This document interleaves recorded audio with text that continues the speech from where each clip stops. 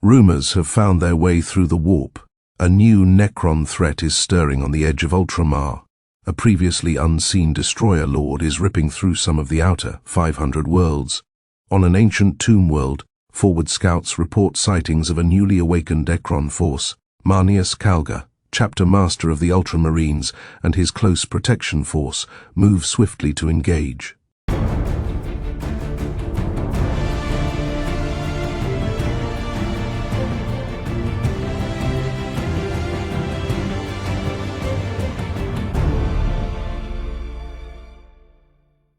Today we are strapping on our tactical armor and heading straight into the fringes of Ultramar. Right to the edge of the 500 worlds. Exactly. There were these rumors, quickly confirmed as fact, really, of a new Necron force emerging. And this unseen destroyer lord was just tearing through the outer settlements. And Calgar, he knew he couldn't just sit and wait.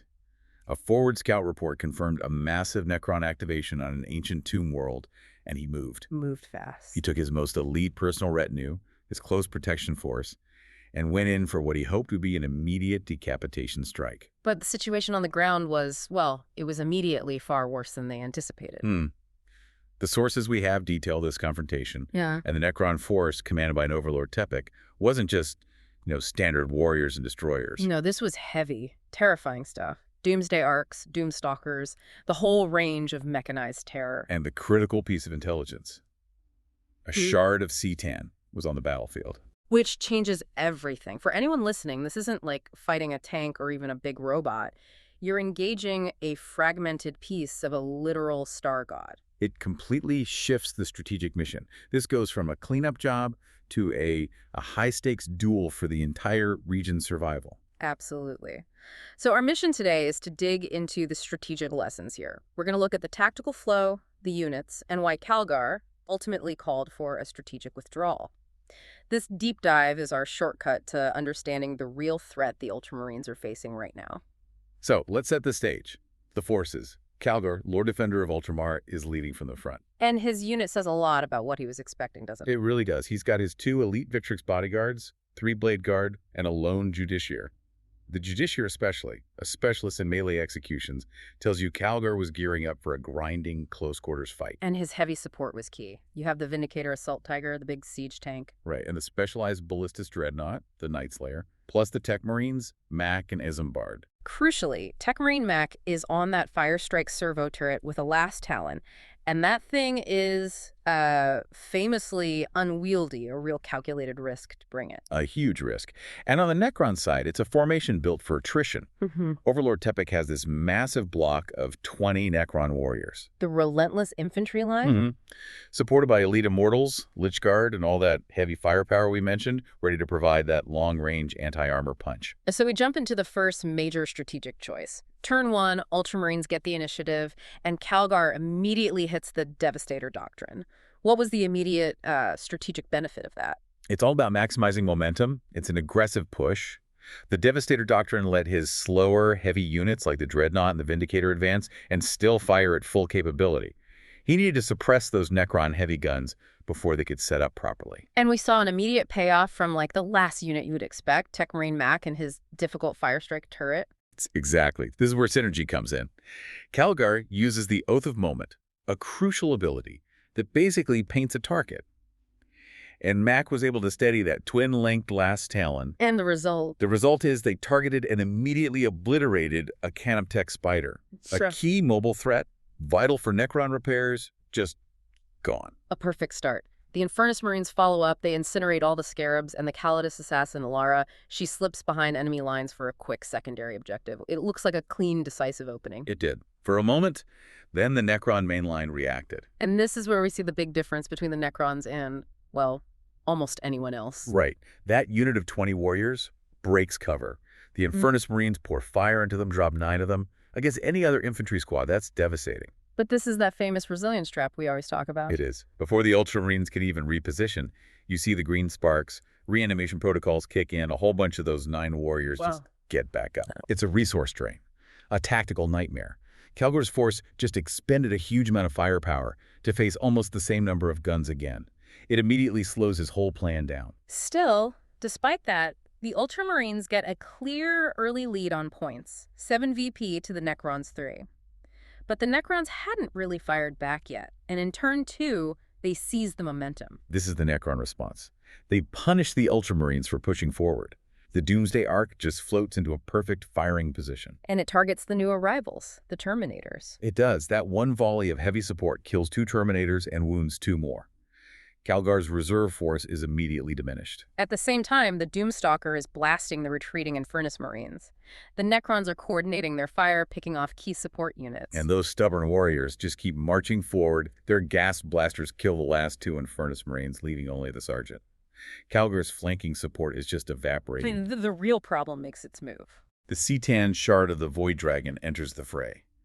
And the difference between a machine and a fragment of the Star God becomes terrifyingly clear. It doesn't use Gauss flares, does it? No. It unleashes pure cosmic destruction. A voltaic storm of lightning just erupts from the shard and instantly vaporizes that last Infernus sergeant. That's the moment, right? That's when Calgar knows this is the central problem. Everything else is a distraction. It has to be. But just as he identifies that massive threat, the Necrons pull off a brilliant counterintelligence strike. The destroyers. Yeah, the fast, aggressive anti-infantry units. They just rip through a wall right next to the Calidus assassin, Lara.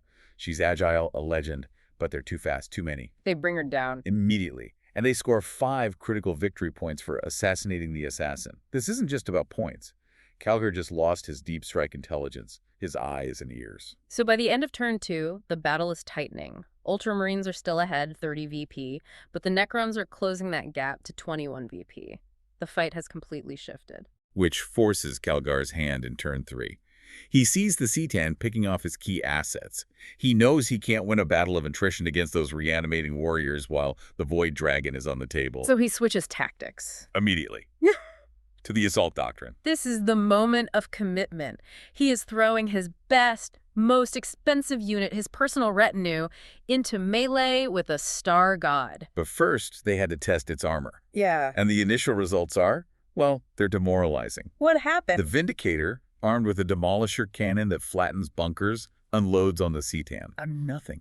The shard emerges completely unscathed, just shrugged off a tank shell. Your standard anti-armor fire is basically useless. But Tech Marine Max Firestrike turret, it proves its worth again. It does. It lands a hit. But here's the technical horror of the Citan. Yeah. It only takes half damage from any single attack. So even that last Talon only takes off 3 wounds. It's left with 9. So it proves it can be hurt, but you have to throw everything at it. Everything. And Calgar doesn't wait. He and his unit charge straight in. This is the Titanic duel. How did that first round of melee go? It was a brutal, focused effort. The Justiciar, the specialist, scored 2 wounds. The Victrix bodyguard scored 1. Calgar himself, with the gauntlets of Ultramar, adds 2 more. So they brought it down to 4 wounds remaining? That's a huge success. A massive success. They bypassed that half-damage rule with sheer volume of elite attacks. But the Citan's counter is instantaneous. And devastating. It fights back with the fury of a captive god. Its spear and tail attacks instantly kill 2 Blade Guard and injure the sergeant. But the real psychological blow comes next. Oh no. Right in the middle of the fight, the Citan just heals itself, rises back up to 5 wounds. Wow. So all that effort, the sacrifice of the Blade Guard, partially undone in an instant, that has to be crushing. You'd think it would be a rout. Yeah. But it's the discipline of the Ultramarines. The grinding combat continues. The Justiciar heroically intervenes to stop some Necron destroyers. Calgar and the remaining Victrix just press the attack. And they get it down again. They do. They bring the Citan down to a single precarious wound. But the cost. The cost is the whole point of this engagement. It is. That 1 wound Citan uses its final desperate strikes to kill both of Calgar's loyal Victrix bodyguards. His personal protectors, gone. So by the end of turn 3, the Ultramarines are scoring points. They're at 51 VP, but the force is just decimated. Calgar has neutralized the biggest threat, but his most valuable assets are gone. Which sets the stage for turn 4. The final resolution of the Citan, but also the realization of the bigger strategic picture. The Ballistus Dreadnought Nightslayer finally moves into position. After the Vindicator failed and Calgar's melee unit was almost wiped out, this is the last chance. And this is where specialist equipment pays off. The Ballistus opens up with its twin last cannons, and finally, after a monumental effort, it brings the Shard of the Star God down. Threat eliminated. the strategic victory they needed. But the Necrons get immediate revenge. Overlord Tepik, seeing the shard fall, fires his one-shot Tashan arrow. This is a weapon our sources describe as capable of penetrating Titan armor. A weapon for vengeance. Exactly. It makes short work of the Justiciar. Instantly killed. A trait of heroes. The Necrons made Calgar pay the maximum price for that C-10. And the attrition just doesn't stop. The warriors are still standing, still rising. They combine fire with the Doomsday Arc and the Doomstalker, and they start wearing down the Ballistus Dreadnought. They are just relentless. And this constant, unyielding pressure is what forces Calgar's hand in turn 5. He's achieved the tactical objective. The C-10 is gone. Right. But the cost was immense. And the strategic objective, finding that unseen destroyer lord, is completely unmet. He's not here. So Calgar decides a strategic retreat is the only play. They need to regroup, reinforce, and figure out how to hunt the real threat. It's a disciplined, painful move. And even as they pull back, the Necrons deny them any last little victory. The Terminators fail to kill a Hexmark destroyer that lives on one wound, denying them a secondary mission. And the Doomsday Arc lands one last shot, taking out Mac's Firestrike turret. A final, punishing blow. The final score. Ultramarines 91 VP, Necron 78 VP. A tactical victory for the Ultramarines, but they were bled dry. What are the key takeaways from this battle? First, the incredible resilience of that C-10 shard. The healing, the half damage. It required a completely disproportionate response.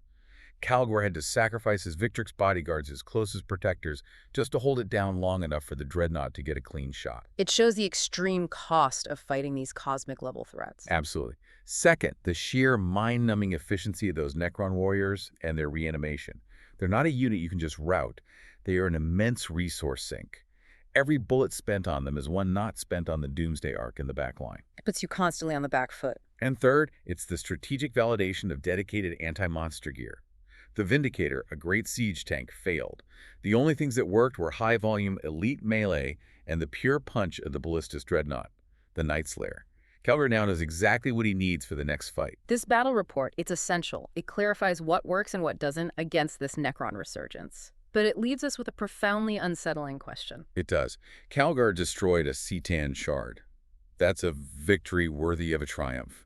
But the actual primary target, the unseen destroyer lord that started this whole thing, never appeared. He was never in the fight. This deadly, organized Necron force was led by Tepik and a Star God fragment. The actual destroyer lord remains hidden.